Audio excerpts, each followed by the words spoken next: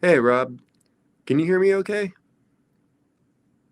Okay, great. I'm not getting any audio from you. Okay, I think I got. You got it? Okay. Oh, excellent. There you are. Yeah, yeah. Right, right. Well, hey, welcome to the show. Oh, much appreciated, my man. I appreciate you having me. It's good to see you again. Oh, good to see you. Thank you. I mean, I've been wanting to have you as a special guest here for quite a while, so we finally got you on here, man. It's really cool. I feel honored. I appreciate it. Oh, thank you. Oh gosh, man. There's so much to talk about with you. I mean, you like I alluded to earlier, you're a man of many talents. Uh, give us a uh, little background on yourself and what all that you do. Well, overall, I am a writer. I specialize in short stories, novellas, primarily in the horror and science fiction realm.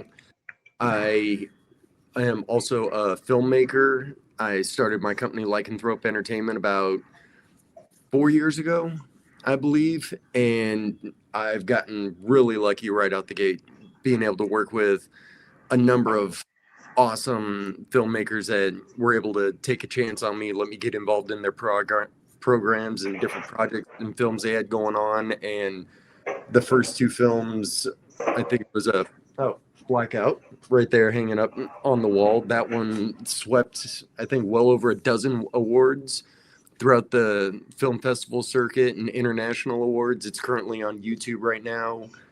We just actually won another award for a film called Outerbound, which is a feature film, and it just won Best International Feature Film in Sweden. So Awesome. the the people that I've been really fortunate enough to work with, the actors, the different production crews, anytime that I have an idea and say, hey, do you know anybody that wants to get involved in this? And I get really excited. Next thing I know, I'm getting messages from all these random people. Oh, so and so told me to reach out. I'm looking for work. I heard you have this script. And it's real fun where I'm at out in eastern North Carolina because we're right next to Wilmington and real close to the Raleigh area and there's a lot of history in the area with filmmaking and it's still been passed down to where we still have the film schools, we have the actors, all the creative people are still here and they're still hungry for work. So I'm happy to get involved with them and then on my primary side what I primarily do is I'm a musician and composer. So I have my own music out there. If anybody types in Casper Luna into Google, I will crop up all over the place. Facebook, Instagram, Casper Luna art, everything from photography to painting, published short stories. I've never been able to really sit in one place for too long and be comfortable. I get kind of bored with things real easily once I've done them a lot of times and I know what to expect and I kind of look around and go, okay, well, what's the next thing I can get into and see if I can use it to create something. So I have all these everything from the films to radio dramas to music and all sorts of fun jazz that's out there for people to look at and uh, on Instagram and Facebook, Casper Luna Art or Lycanthrope Entertainment. If anybody has any questions or, you know, wants to even just get involved in the film industry, I am all for hooking people up and giving them a leg up and pointing them in the right direction. Because I also happen to work for a nonprofit organization, which I believe you also are a member of as well, called Eno River Media and they're primarily based out of North Carolina. Main offices are based out of Raleigh, but we have people all over the regions. And one of our main things that we focus on is film, the acting community, being able to give people jobs and point them in the right direction so that if they have an idea, we can introduce them to somebody that has the right actors or the right script or the right funding and be able to get the pot kind of boiling a little bit so that they can get out there and create cool stuff. That's that's great. That's amazing. All artists have a vision their own vision when they start, exploring that that realm, if you will. And what was when you started uh, venturing out with all these avenues? What was your vision at the time? I actually was just sending a message to a friend when she complimented me on all the different things that I do, and she looks at it as impressive, and I just see it as I can't sit still. But when she asked me, why so many things, and I told her something that I've been telling every musician, every actor, every performer, whether you're on stage, you're a wrestler, you're a bicycle rider, if you're a race car driver, whatever your passion is that you want to do it regardless of the headaches. The reason why we take the knocks, the reason why we take the low paychecks or the no paychecks in a lot of cases is so that we can make those connections. We can get that experience. We can try and get to that next step so that eventually we don't have to have a 9 to 5.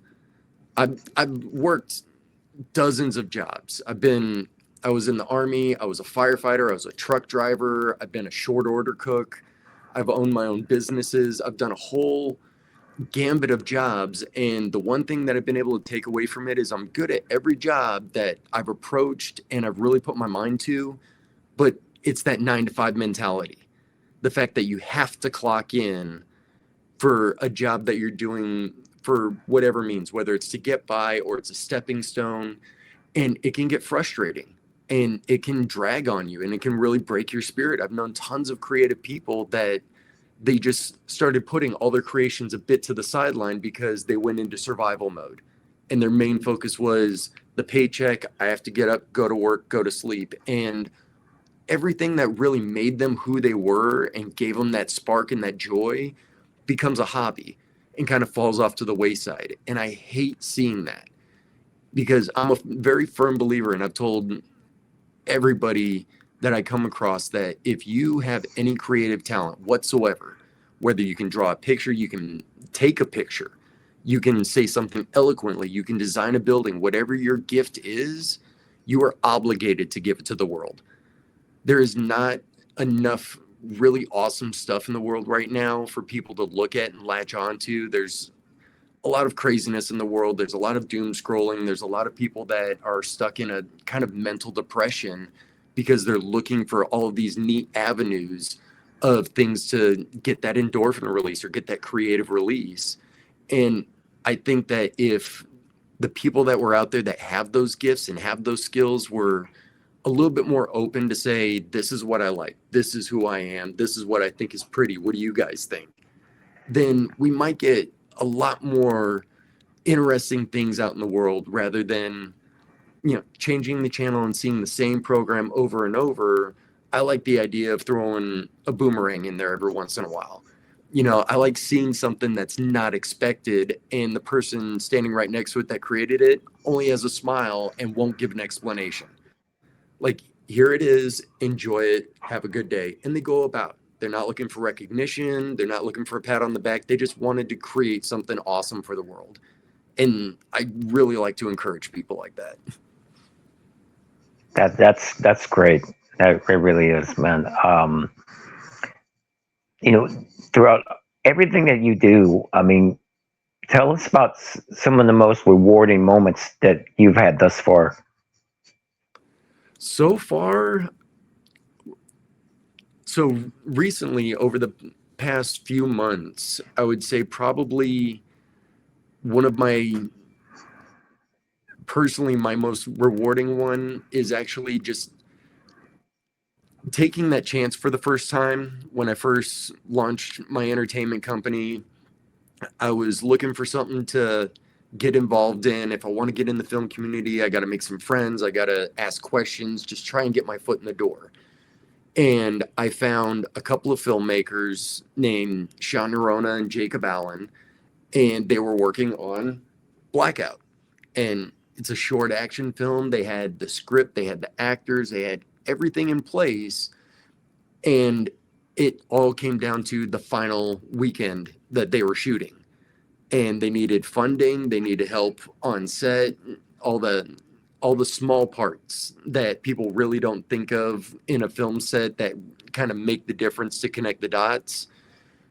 I was able to help them out with that at the last minute. Like it was my own personal little clutch moment that, looking in hindsight, I'm really proud of, because that one moment of saying, you know what the hell, I'm going to take a gamble. Let's see what happens. And I dove head first.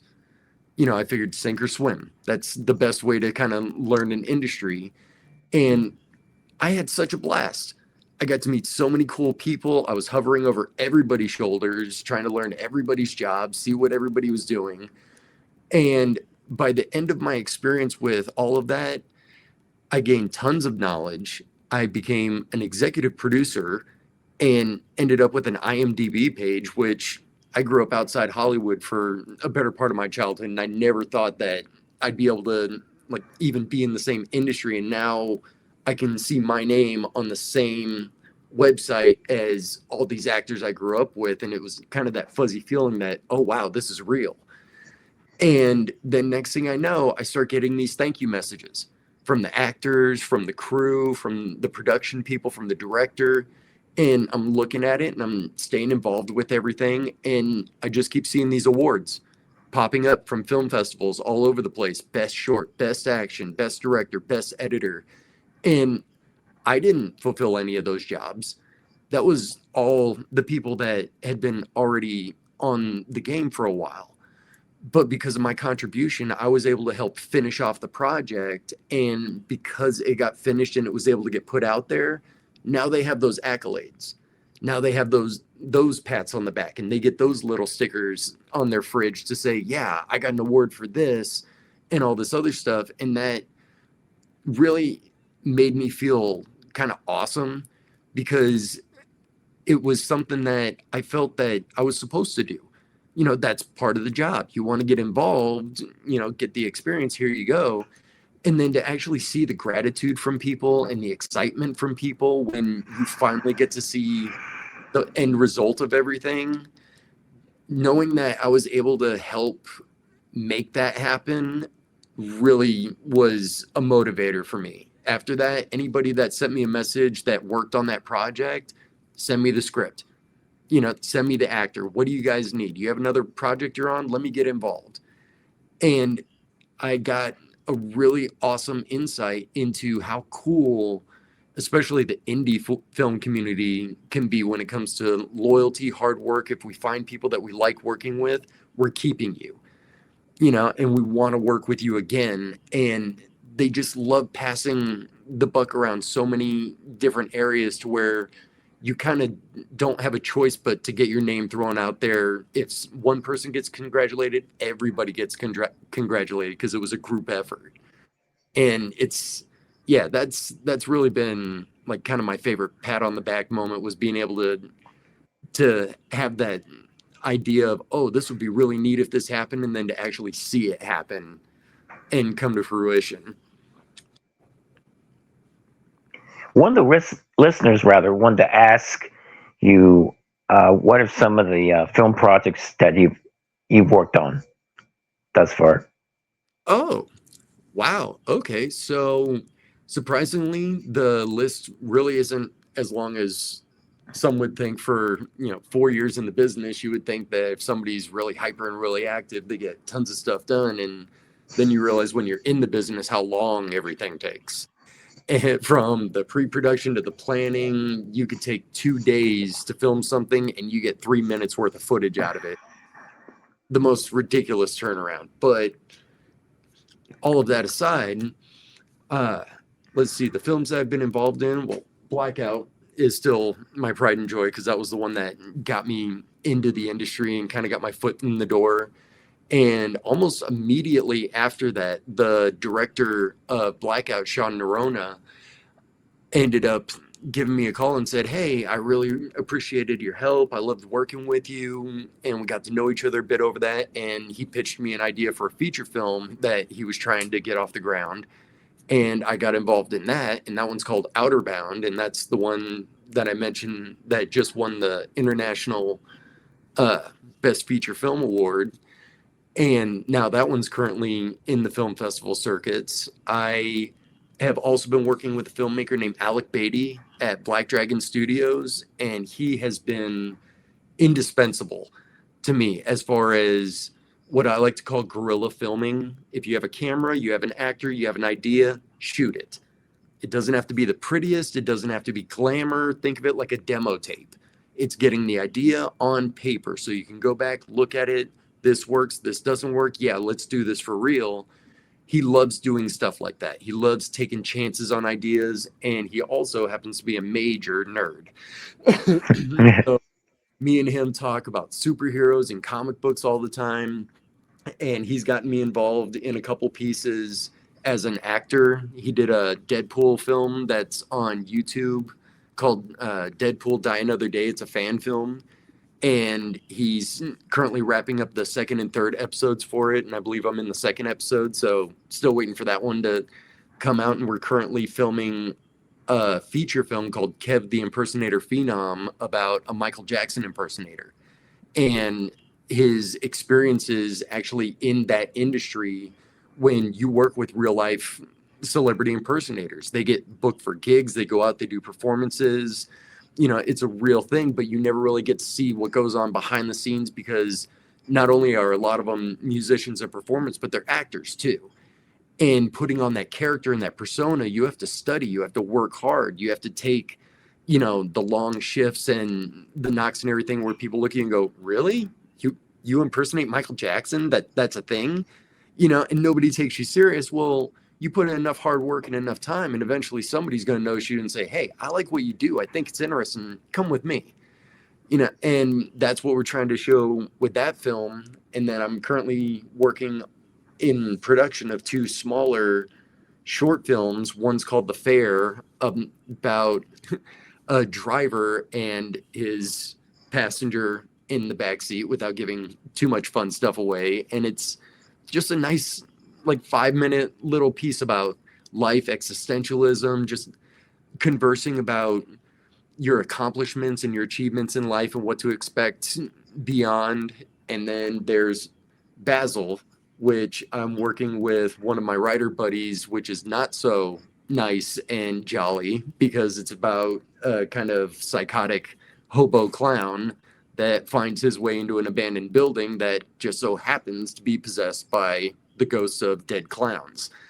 And it kind of takes a fun little horror spiral, kind of in the vein of the old Tales from the Crypt episodes, where it had that little bit of campy horror to it, and you saw people get messed up, but you kind of giggled when it happened. And it's a real fun experiment. So it's, the past couple of years have been very busy when it comes to making connections and getting the ball rolling with that. And aside from the actual films, the easier way that I do things with some of my stories are through radio dramas. And I believe I have about 4 or 5 of them already posted up onto my Spotify. And those are essentially short story ideas and short film ideas that we either don't have the funding or the means at the moment to film, but we still wanted to get it out there and kind of get the idea and the expression out there of all the characters in the scene. So we put together special effects. We got music composers together with original soundtracks. We have voice actors together. We bring them into the studio to work with all of our sound equipment and just have a good time. And if you were to just kind of picture watching a TV show or a short film and closing your eyes, all the stuff that you would normally hear on screen is what we try to present to you just through the medium of speakers. Wow. Very, very well said. Very well said. Is there any goals that you still have in mind you would like to achieve, or are you just like taking it day by day? I have a few long-term goals that I'm really trying to keep my eye on. I was actually talking with a business partner and colleague of mine the other day that one of my ultimate goals is, oh, you should never say out loud. It's like Rome. If you whisper it too loud, it could fall apart. But you know what? Let's put it out to the world and let's see if I can get some people to get behind me on this one. Picture this, gang. Boys and Girls Club, YMCA, kind of like a place where people can gather and get together. I've never been a sports guy. I've always been an artist. I've always been a musician. I love actors. I love all the creative types. That being said, I see plenty of places that you can go play basketball, plenty of places you can go lift weights, but there aren't really a lot of community places like that where you can go and paint and you can just go learn a musical instrument. You can go to a free library with a writing room and sit down at a computer because you don't have the time or the access. All of the things that a lot of creative people take for granted. You're a musician, you don't have a place to practice, or maybe you want to learn an instrument, but you don't have the money for lessons. My ultimate long-term goal is to be able to eventually reach the level where I can open a nonprofit that essentially caters to the artistic community and community services, outreach programs, be able to give people an outlet that is more constructive than anything else. I grew up around LA gangs. I saw graffiti everywhere, and you can tell between somebody that's got no talent or skill, they're just trying to put their little name out there, and then you turn a corner and you see something that should be a mural or should be hanging up in a museum, and your jaw drops. And it's spray cans. It's a proper creative talent. There's a whole style. Well, I'd love to take some of those people. You get a teenage kid picked up by the cops because he was tagging on the side of a freeway. All right, bring him on by. We'll hook him up with an artist that really knows how to use a spray can. Take those different, bless you, take those different outreaches and those different skills and try and find a creative outlet for them rather than just letting them sit there stagnant. If you're a creative person and you just feel that you're out of place because of wherever you live, or you don't have that direct contact to be able to learn those things, I want to be able to afford people that opportunity to where you can come by. You don't have to worry about paying for lessons. We're a nonprofit. We get donations. We do fundraisers. We do all that stuff so that you can come down on a Tuesday and say, I want to learn how to play acoustic guitar. Or I want to learn how to write a short story. I want to know, what do I have to do to put on a community play? What's involved in a production team? All those things that creative people want to know. If you want to put on a community play because you and your friends wrote a play and you want to show it off, come on down. Put your name on the list. As long as we don't have anybody booked for that weekend, show off your beauty. That's what I want to be able to ultimately contribute to everybody. All of the films, the music, all the income, all that stuff that I get in goes directly back into my businesses to do more work and get more people work and just keep it going, because at the end of the day, that's my goal, is to build it up so much to where I can eventually dump whatever excess money I have that I don't use on burger and fries, in a CD from time to time. I want to be able to dump that into my vision of being able to give people easier access to just have a safe place to where they can express themselves and be creative. You've done some work with the Nightmare Factory, right? I have, out of Yeah. Carolina. Yeah. Tell us about that. So the Nightmare Factory. Oh, see, now you got me all tingly. Yeah. So the Nightmare Factory, for anybody who isn't familiar with it, Nightmare Factory, NC.com, multiple award-winning haunt attraction, award-winning makeup artists, actors, our production team. We've been featured in magazines, national exhibitions on TV and online. My role there is I play a character called the Mortician. And when you enter the factory, you are essentially entering a real life horror movie When you see people go into the industrial sector, you see the chains swinging and rattling, there's steam coming out of the grates, and your heart starts pounding a little bit because you thought you saw a shadow move. That's what we do for a living. And we are very good, family friendly, the whole 9 yards, from 7 when we open the doors till 9 o'clock at night. That is our PG-13. Once it goes from 9 o'clock on is rated R. We are fully interactive. We have squirted people with liquids. We will get on your shirts and we will start digging at your arms in the middle of the dark just to make you jump. We will get inches in front of your face right when the strobe lights kick, and all that you see is just blood and mess. It's a horrific adventure that I highly recommend everybody try at least once. Our seasons usually run from about the beginning to the middle of September on through roughly about Halloween to the first week of November. And it's purely a yearly seasonal thing for those handful of weeks. From the time that our doors open at 7, the way that our crew and our people work is we do not stop until the last ticket is sold. If that means that we start at 7 p.m. and the last person walks out at 2:30 in the morning, we're drained. We're broken. We are violent, angry, and scary in all the best ways. But that's because we want to go home too. We the experience of it. But those longer nights, I kind of enjoyed a lot more listening to the screams of all the patrons, because the closer we get towards that late time of the night, the more intense it gets, because we just lose ourselves in our characters. We have people that the moment that they get done up as zombies or as killer clowns or whatever their character may be, they will not come out of it.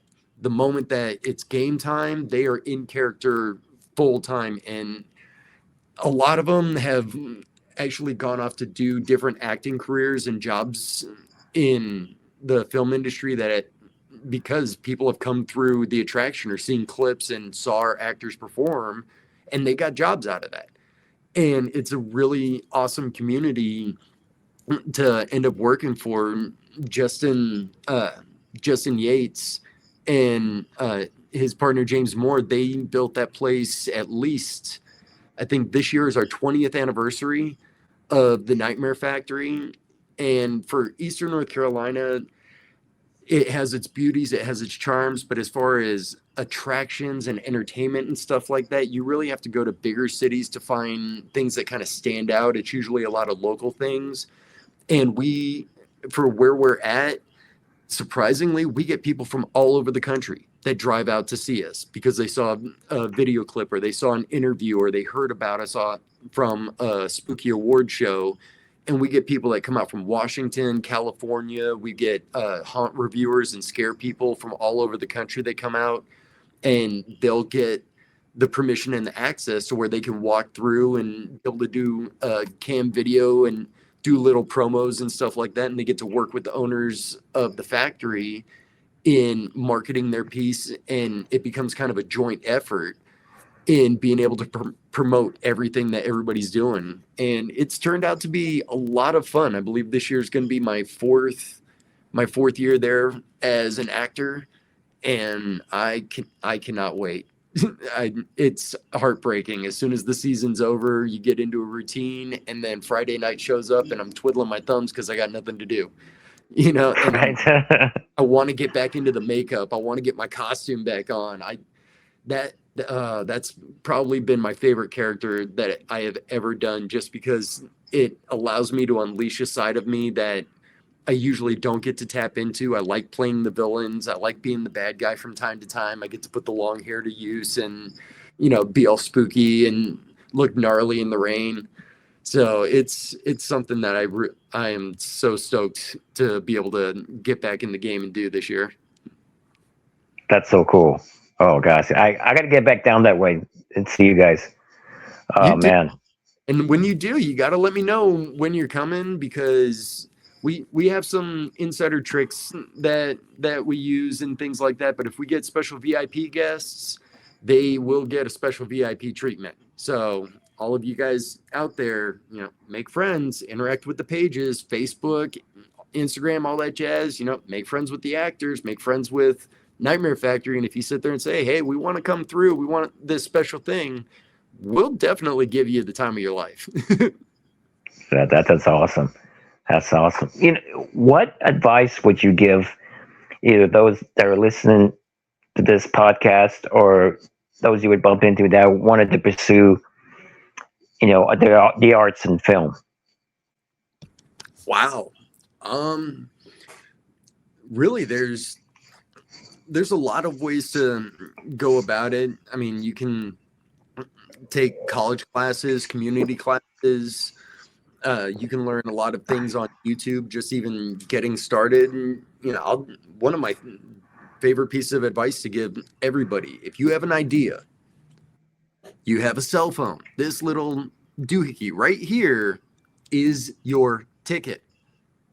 I know that you have one.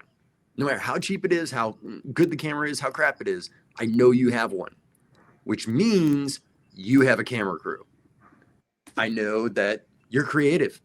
I know that you sit there and you joke with your friends and you tell little funny stories, or you sit there and say, oh, wow, this would be awesome. Guess what? You've got a writer. Now all you need is an actor. How badly do you want it? How much do you love your craft? You don't even have to be an actor. Just put your cell phone up, get it out, and then go find that person that you think fits your character and say, look, this is my idea. What do you think? And if they're a good actor, they'll look at it and go, oh, okay, I can work with this. And they'll take that, put their own spin on it. Now you got your actor. Go out and film your idea. It is literally that easy, gang. It can take 5 minutes. It could take 5 hours. It could take 5 days. It doesn't matter. But it is genuinely that easy to get it done. You can go to college, which I highly encourage, even if it's just for a certification, getting some kind of knowledge of the industry. You want to learn how cameras work, or you want to learn how editing programs work, anything like that. I highly encourage getting some kind of certification or education on what you do, and preferably from people that do it for a living. But aside from that, go out and do it. I've known tons of people that encourage their friends and encourage their kids and their loved ones and everything. And they'll say, follow your passions, do what you feel you're supposed to do. But they always follow it up with, but remember to stay in school. Remember to have a backup plan. Don't quit your job just yet. It's good information. It's very practical. And that's what people who love you want to say, because they want to look out for you. The way that I operate isn't that black and white. I'm a firm believer, if I have that fallback, if I have that job to fall back on, there's no risk. I'm not struggling. I'm not as hungry as I could be for it, because I know I have a paycheck coming. If you want to be an actor, go to an audition. Look online, start making friends. Film groups, Facebook groups. You can go on Instagram, Twitter, TikTok. There are communities all over the place. Start locally, whatever city you're in. I'm currently based in North Carolina. Our biggest, most popular city that you can name is Raleigh, because it's our capital, it's our main industry hub. There's tons of business that comes out of there. If you live in Raleigh, search locally for Raleigh. Actors groups, film groups. Make friends with directors, get into chat groups. Where are you guys going? Try and become an extra on a film. You're not going to get paid. You might not even get food. But guess what? You're going to be on set. You're going to be able to do what you're supposed to do, which is not get a paycheck. It's look around, watch, and learn. How do I make it from a person standing in the crowd to being the person right there in front of the camera? What do I have to do to make those steps? Make friends with the actors, make friends with the script writers. If you really want to get involved in this industry, it really isn't that hard. The hardest part is finding the networking and the people. And if you're willing to take 5 or 10 minutes out of your day, you're sitting on the toilet, you're scrolling through Facebook anyways, use it to your use. Type into the search, actors guilds, actors communities. Be proactive with your time, because at the end of the day, I can't make it for you. I can't give you a job. I would give you a job, but I can't give you a job. because you didn't come looking for it. You have to want to sit there and say, I want to be somebody else for a few days, or I want to be able to write a story. I might not be able to bring it to life, but I know some cool people who might. Maybe if they like my idea, they'll do it. And then hopefully, with a little bit of luck, a little bit of determination, making your mistakes and your hiccups, you can sit back after a while and look around, and all of a sudden you hear somebody call action. And here's these two people, and they're saying your words. You will never get a bigger smile on your face as an artist than moments like that. When you get that demo and you put it out to somebody and you get that phone call that says, oh, hey, by the way, we liked your reel. A perfect example, off of Blackout, from my associations, the connections, staying in touch with the right people. One of the actors is also a writer and director named Davis Osborne. He was in The Conjuring. He's been in tons of things over the past 20 years, I believe. He's been in and out of the film community and working with all these different groups. And now he is directing a series called P27. And it's actively in production. And I am actually going to be heading out to West Virginia on the 24th of this month because I got cast as a character. And it all was from a meeting we had, 3 years ago?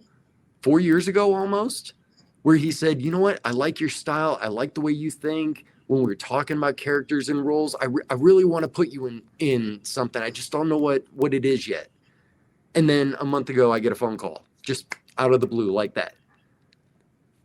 You can get your break when you least expect it, but you have to take that first step. You have to take that chance and go, you know what, I don't care who laughs at me, I'm going to dance. I don't care who plugs their ears, I'm going to sing. Whatever you feel is inside of you, you need to take that chance and dive in head first. It could be fun, it could be painful, but it will always be the best learning experience that you can have. I mean, personally, for your audience and your listeners that are out there, for anybody that's particularly in the North Carolina area, but I also don't like to follow specific rules. So I like to say anybody in the US, if you want to find out more about film, you want to find out about connections, you want to find out what you can do to get in touch with these kind of people and to be able to make these kind of networks, Eno River Media. We are advocates. I was talked to last night, actually, at one of our board meetings about a position in our board that we're about to create, which specifically is going to handle getting people together, finding actors for films, finding scripts for directors, being able to get all of these cogs moving so that at the end of the day, all the people who are trying to work can finally come together, go play, go do your thing. And if you guys want to be able to get involved in that and be able to start meeting some people, even on Facebook, Eno River Media, we have our main Facebook page on there. Come interact with us. All of us, we check our pages. We have direct email links through the organization, and there's not a single one of us that work at that organization on any level that will hesitate to answer your questions if you sit there and take the time to write us. If you have a question about the industry, you have a question, what do I have to do? How do I do this? Who can I call? What resources can I look at? Reach out to us, and we will be more than happy to point you in the right direction. I know you touched a little on this earlier, but remind us once again how people can stay in touch with you. So the easiest ways to stay in touch with me is I do have my website, casperlunaart.com. It is currently down at the moment because we are revamping the entire website. It's getting its first overhaul in almost 5 years. So hopefully it'll be back up by this summer. Casper Luna Art or Lycanthrope Entertainment, for anybody that doesn't know what lycanthropy is, werewolves, nice spooky scary stuff, but you can also look down, where is it, right there, right underneath my name, and it Yeah. has and you can find me on Instagram, Facebook. I am active on both platforms. I also have my YouTube channel for Casper Luna Art, Lycanthrope Entertainment, and my pages for Lycanthrope Creative Studios, which is my record label that I release my music. And later this year, some upcoming local artists, which is going to be a fun thing. But yeah, if anybody wants to reach out to me about anything, you can either hit me up on my social media pages, or you can feel free to email me at Casper Luna. The email is casperluna at casperlunaart.com. You guys send me an email. I'm going to be a little skeptical. I'm going to read it up and down, make sure it doesn't look too spamish. So Right. if you write like a robot, try and put in, by the way, I'm not a robot. I'll giggle. I'll know you're, Yes. and we'll be fine. But yeah, Instagram, Facebook, on either any of those channels. If anybody wants to reach out to me, questions, comments, concerns, let me know what your favorite cookie is. Let me know who your favorite wrestler is. What's your favorite 80s movie? And I want you to be specific. I don't want a blanket thing. I want genres. If you've got 5 of them, you better have 5 of them. But yeah, as long as you meet those criteria, I think we could definitely help each other out, and I would love to bring some new blood into the industry. Thank you so much, Casper. It's been such a pleasure having you on the show. Thank you so much. No, thank you, Maestro. I really appreciate everything. And for all of you who don't know who this guy is, and if you're watching this, I don't know why you don't know who this guy is. You need to type his name in. You need to look him up. You need to check out some of his pictures, because this guy right here has had an awesome career. Actually, you know what? Before you let me go, I would like to ask you one thing, since I do interviews as well. Sure, go And right I'm ahead. curious about something, because after going through your pages and seeing some of your posts and doing my own little snooping online and learning about your storied career in the professional industry and just all of your experiences, out of, if you had to pick your personal favorite, it's your warm and fuzzy moment where you feel that you accomplished something that was a real achievement for yourself in your industry, what would that be? I really can't pinpoint it down to just one moment. There's been quite a few moments, and the moments that come to mind is whenever I'm performing in front of people, whether it be wrestling, whether it be on set for a film, whether it be on the theater, in a play, etc. Just to have that interaction, that emotional interaction with the audience. It's a rush like no other. It's such an amazing feeling to have that connection.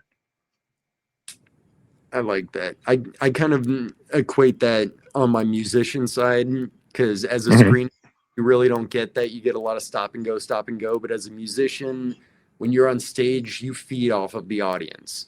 If they're dead, you're gonna play dead. But if they are killing it and they are rocking, you're gonna start breaking a sweat, whether you're hot or not. And I like that vibe. That's a good answer. I appreciate that, Rob. Oh, thank you Hope, so much for asking. hopefully one of these days I'll be able to get you on my YouTube channel and be able to pick your brain a little bit about your life and some of your experiences. I'll be on to whenever you're ready to have me. Absolutely. We will definitely make that happen. Maestro, Awesome. thank you so much. You have been such a pleasure to talk to and such a godsend. I appreciate the opportunity for this.